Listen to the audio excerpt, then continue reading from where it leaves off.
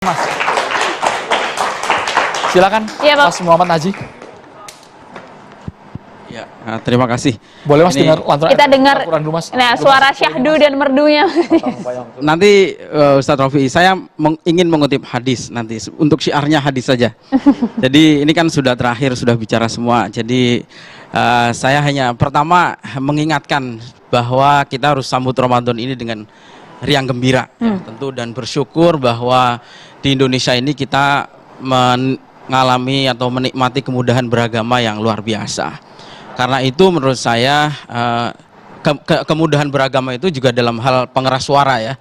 Karena itu menurut saya surat edaran Kementerian Agama ini tidak perlu dibesar-besarkan, saya kira. Nanti saya akan sedikit cerita bahwa di negara-negara lain pun sebetulnya melakukan hal yang sama di negara-negara mayoritas Muslim, ya. Sekarang kalau kita bicara tentang hukum Islam misalnya, toa itu simple sebetulnya. Toa itu hukumnya apa sih? Tadi Kiai Marsudi sudah cerita bahwa toa itu ya hal baru, hal yang baru, dan itu adalah tradisi, bukan Al-Quran, bukan perintah hadis, ya. Artinya toa ini rukun Islam juga bukan, syarat sah sholat juga bukan, sunnah juga bahkan bukan. Tetapi pada dasarnya adalah hukumnya mubah. Untuk membantu menyampaikan azan itu toa bisa menjadi sunnah. Ya, tapi dalam konteks syiarnya bagaimana? Nah, dalam konteks itu tadi syiar itu kan salah satunya azan.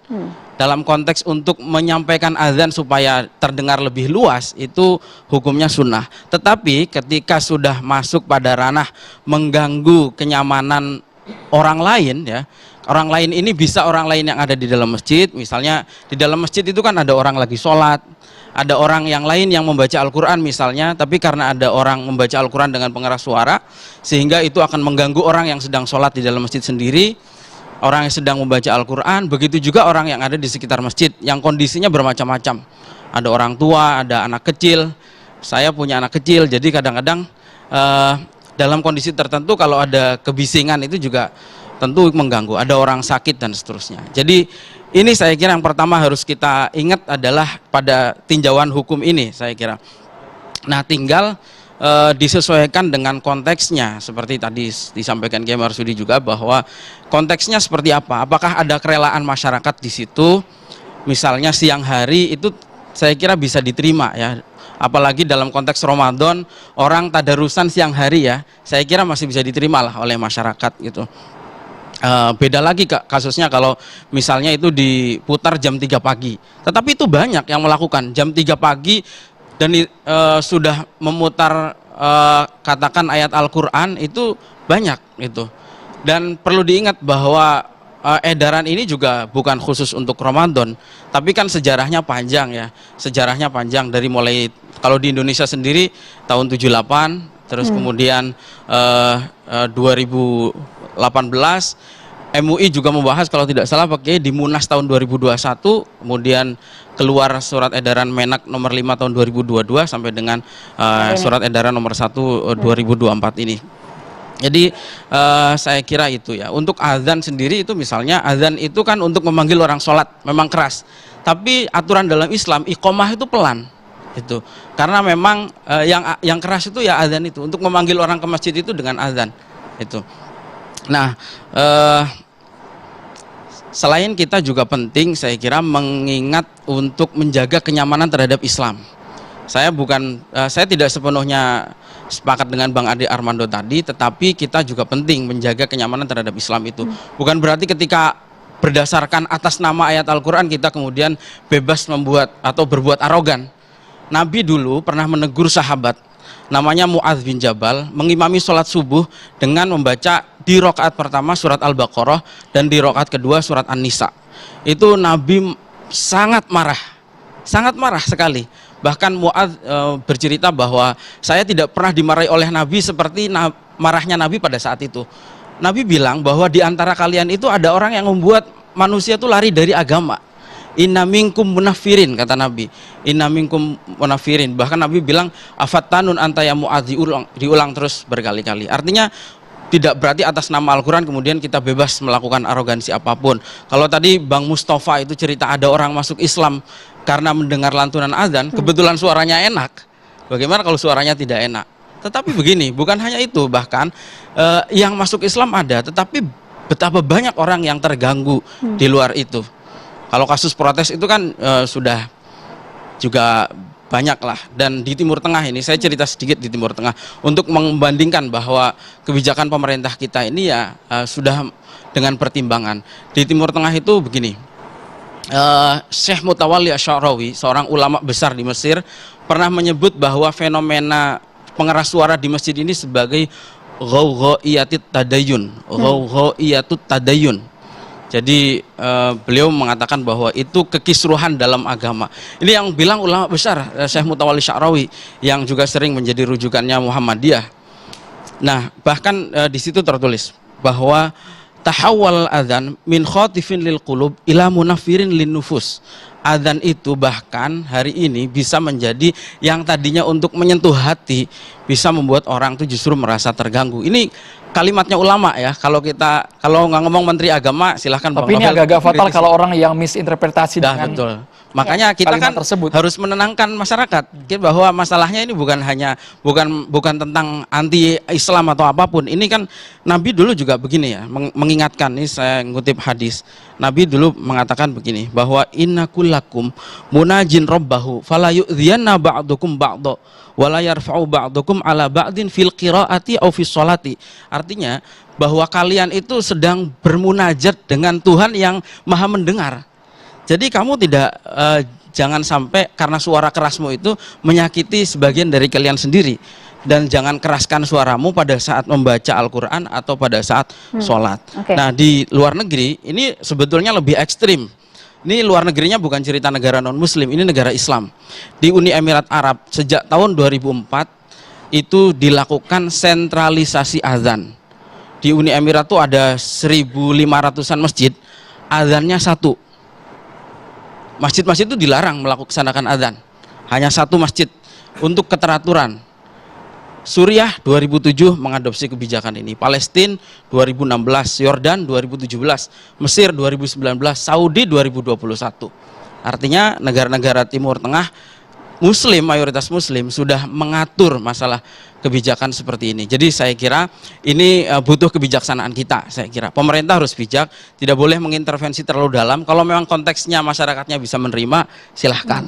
Saya kira. Artinya jangan dipukul rata, sekali lagi. Betul. Sama dengan tadi. Jangan juga kita sampai menghilangkan atmosfer Ramadan. Nah itu dia poinnya. Jangan sampai itu hilang ya. Saya juga termasuk yang sering khotmil Quran menggunakan speaker luar ya gitu.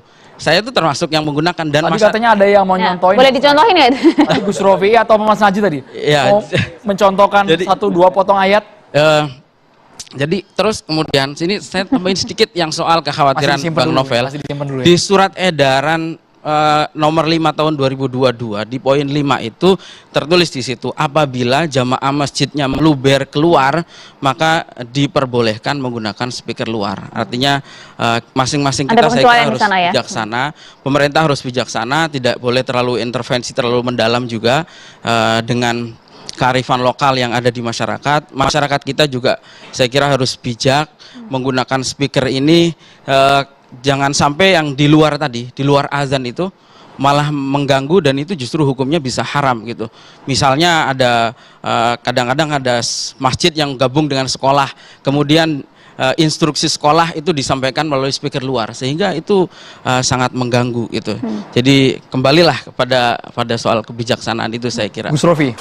Iya, jadi seperti yang saya sampaikan tadi, ini kan negara ini kan melalui Menteri Agama kan hanya menghimbau.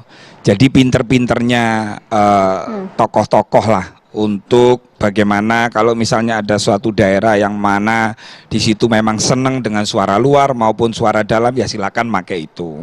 Tetapi kalau misalnya ada di tempat tertentu misalnya hanya membutuhkan suara dalam aja mereka sudah merasa terpanggil, ya juga seperti itu juga. Gitu. Sorry, tambahkan satu lagi Gus Rofi. Ingat. Ini yang jadi kontroversi kan ada yang menyamakan antara azan ini dengan dangdutan. Kenapa dangdutan dibebaskan sampai jam 2 malam? Saya kira ini analogi yang salah ya. Ya, Kalau dangdutan tuh nggak harus diatur, itu sudah jelas hukum dangdutan tuh apa udah jelas, nggak perlu diatur. Sama seperti orang ini minuman keras, nggak perlu Menteri Agama ngatur. Kalau minuman keras setengah aja, setengah gelas, nggak perlu diatur. Tapi azan itu ibadah. Itu sehingga bagian dari agama dan Apa yang penyampaian menyamakan agama itu masalah ada Pak Miftah kan? Oh, nggak Dan- usah dan diikuti saya lah kira, kalau itu. Agama itu keindahan dan harus disampaikan dengan Oke. cara yang Oke. indah. Inti daripada aturan, intinya ini adalah untuk menjaga kemaslahatan. Itu. Lah, menjaga kemaslahatan di sisi mana? Aturan itu adalah untuk kemaslahatan, kalau bisa al-jam'u baina maslahataini, antara dua kemaslahatan, maslahatul amah untuk publik tidak terganggu, baik, wa maslahatul khosoh maslahatul fardiyah, dan kemaslahatan untuk individu-individu, individunya terjaga, publiknya, masyarakat mayoritas di situ terjaga. Yang bikin aturan ini juga terjaga karena pada dasarnya ad-daulah ta'ni an-nizam wala ad-daulah ta'ni al-fawdo. Ini konteksnya jelas bahwa bernegara berbangsa ini adalah untuk ngikutin aturan. Kalau tidak ada aturan pasti fawdo, kocar kacir, nggak jelas itu. Lalu tapi aturannya yang maslahah lil amah wa maslahah lil khosoh, bisa diterima untuk publik dan bisa diterima untuk individu-individu. Itu Luar biasa. Saya tak ingin tahun depan ada pembahasan ini lagi. Sekarang tinggal implementasi saja. Dulu itu juga ada selain ini dibahas tuh air wudhu. Oh, kita udah nyaman wudhu tiap hari, tapi kebanyakan kalau air wudhu untuk wudhu duhur itu airnya kebanyakan. Ada yang usul untuk dibahas di Kementerian Agama. Terlalu lebay gitu. Sudahlah yang nggak penting-penting. Tapi soal dangdut tadi memang saya setuju Miftah lah kalau dangdut. Dangdut itu maksudnya bukan ibadah, tapi justru itu yang harus diatur. Karena terlalu bebas mengganggu orang tidur. Kan gitu kan tadi kan soal mengganggu aja kan sebenarnya kan. Nggak ada pahala-pahala tapi itu mengganggu. Maka itu hanya budaya, tolong diatur juga lah. Bukan Menteri Agama yang ngatur. Yang kementerian yang lain, ini salah pahamnya kan jadi kayak Menteri Agama yang harus ngatur kan, bukan. Mungkin Mas Sandiaga Uno lah yang ngatur itu. Dangdutan sampai jam 9 malam sampai jam subuh. Ini konteksnya beda ya Pak? Iya, Pak, maksud saya kita belajar semuanya. Ini kita udah dewasa semua. Sudahlah, ini jangan ada tradisi pembahasan ini lagi. Kita sudah dewasa semua dan nggak ada lagi bahas-bahas tentang adzan. Nanti tahun depan sudah, yang penting tadi loh pembelanjaan tadi diadain supaya mereka udah punya sistem baru gitu. Ya. Singkat, Bang Novel, singkat saja. Baik, jadi jelas fokus malam ini jadi dengan SE Surat Edaran nomor 1 tahun 2024. Artinya memang ada tadi Surat Edaran nomor 5 tahun 2022. Sebenarnya itu sudah paham. Nah, masyarakat yang sudah paham, yang selama ini mereka jalanin baik tahun 1978, baik yang tahun 2018, baik 2022, mereka sudah paham. Artinya selama ini boleh dikatakan tidak pernah ada masalah.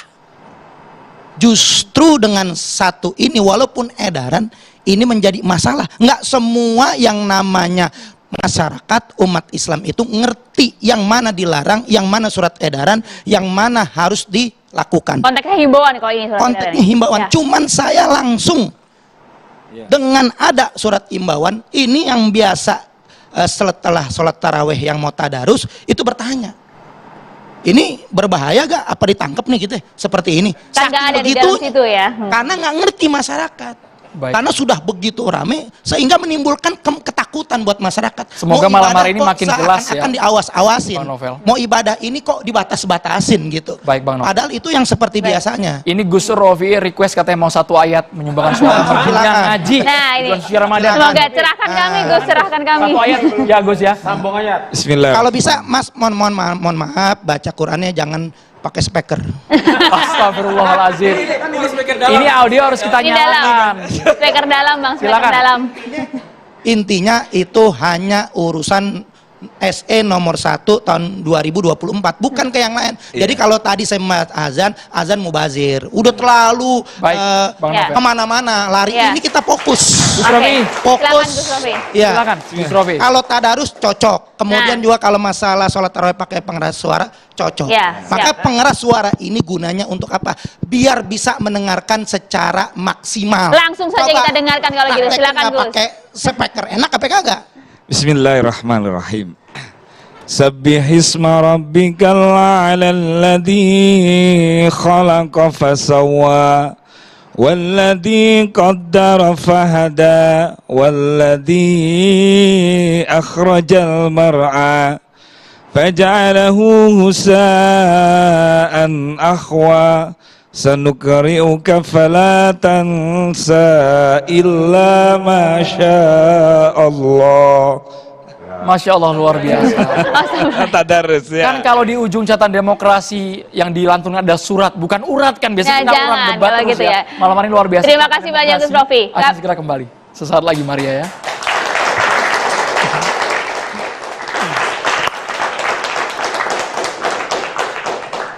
Silakan Pak Kiai Sumarno Sofi. Assalamualaikum warahmatullahi wabarakatuh. Bismillah walhamdulillah wal khair wasyarr bi masyiatillah summa salatu wassalamu ala Rasulillah Sayyidina wa nabiyina wa maulana Muhammad ibn Abdillah wa man tabi'ahu huda ila yaumil qiyamah amma ba'd. Alhamdulillah hari ini kita sudah bisa melaksanakan Ramadan di hari pertama. Khususnya yang mengikuti Nahdlatul Ulama dan juga pemerintah. Dan juga kepada saudara kita yang kemarin sudah melaksanakan puasa di bulan Ramadan, kita pun mengucapkan selamat melaksanakan ibadah Ramadan. Saudara-saudara para pemirsa catatan demokrasi di mana Anda berada, Ramadan mengajarkan kita bagaimana memiliki sikap demokratis.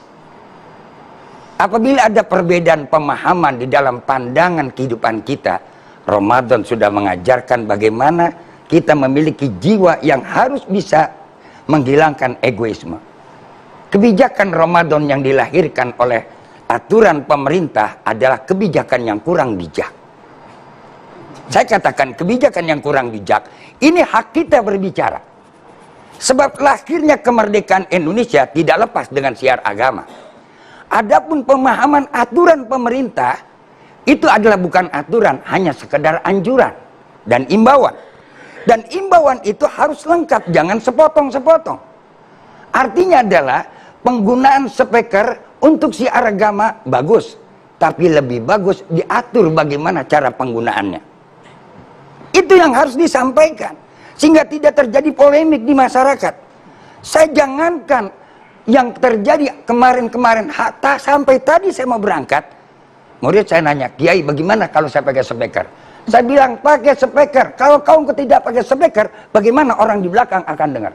Indonesia bukan Kairo, Indonesia bukan Irak, Indonesia bukan Saudi Arabia. Lahirnya Islam dibawa ke Indonesia melalui kultur daripada orang-orang para alim ulama dan para wali yang arif dan bijak. Jadi bukan Islam itu memberantas kultur, harus sadar. Islam justru membangun kultur. Dan sekarang yang terjadi di tengah-tengah kita, ketika kita membangun toleransi umat beragama, ingat, toleransi sesama umat beragama bukan memberangus siar agama. Silakan orang Kristen, saudara-saudara kita semua, yang mereka pada waktu Natal kan siarkan agama mereka. Kita pun juga demikian. Kita harus mensiarkan agama kita. Saya nggak perlukan sudutkan ayatnya semua. Yang jelas sudah Allah katakan, fa inna min taqwal qulub. Buat siapa? Yang berani mensiarkan agama Allah. Tentu siar ada aturannya. Jangan siar asal agama saja. Tapi aturan beragama yang kita tunjukkan. Bagaimana cara agama yang baik. Bagaimana menghidupkan agama yang betul-betul harmonis. Bagaimana menghidupkan agama yang sesuai dengan kaidah agama. Mudah-mudahan bisa dipahami semua di dalam Ramadan. Jangan melahirkan polemik. Rabbana taqabbal minna innaka antas samiul alim. Fatub alaina innaka antat tawwabur rahim. Wabillahi taufiq wal hidayah, sumaridho wal inayah, Wallahul muwaffiq ila aqwamit thoriq. Wassalamualaikum warahmatullahi wabarakatuh. Waalaikumsalam warahmatullahi wabarakatuh. Terima kasih Pak Kiai Sumarno, kemudian Gus Rofi, Mas Muhammad Naji, terima kasih banyak Pak. Terima kasih juga Pak Kiai Masudi, terima kasih Bang Nahra, terima kasih Bang Novel, terima kasih. Kami ucapkan juga terima kasih untuk mahasiswa dari Universitas Nahdlatul Ulama. Pemirsa, semoga ibadah bulan suci Ramadan kali ini berjalan dengan lancar. Kita usung gitu ya ukhuwah Islamiyah dalam Ramadan ini. Saya Maria Sika pamit. Dan saya Andrew Mercury, selamat malam, terima kasih. Sampai jumpa. Sampai jumpa.